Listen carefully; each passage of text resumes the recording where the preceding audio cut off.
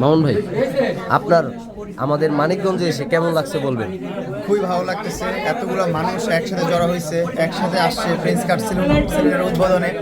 এটা দেখে খুবই ভালো লাগছে, আর প্রত্যেকটা মানুষের ব্যবহার খুবই ভালো।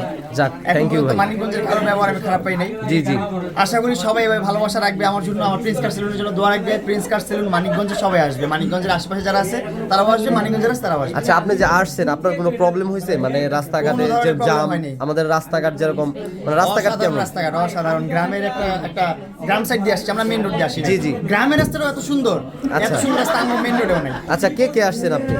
আমি আসছি, আমার বাবা আসছে, আমার বোন আসছে, মাসুদ ভাই আসছে, আমার ফ্রেন্ড সাইকেলরা আসছে কিছু। ও আচ্ছা, এটা হচ্ছে আঙ্কেল তাই না, আপনার বাবা? আচ্ছা, এটা আপনার আমার বোন। আপন বোন। আচ্ছা, আপনারা কয় ভাই বোন? আমরা দুই ভাই এক বোন। দুই ভাই এক বোন। আরেক ভাই? আরেক ভাই আছে গ্রামে আছে, ও বিবাহিত। ওর ভাইয়ের নিয়ে আসতেন, ভাবির নিয়ে আসতেন? শরীয়তপুরে আছে। ও আচ্ছা, ওইখানে আছে দেখে আসে নাই নেক্সট আর টাইম কি। নিয়ে আসবো। আচ্ছা, আর আসো। ছোট্ট একটা বাবু আছে তো আমাদের, জি, জি। বাবুটাকে হ্যান্ডেল করতে হয়, এই জন্য আর আসে নাই বাবু দেখে। আচ্ছা, আপনার ভাতিজা, ভাতিজি? ভাতিজি।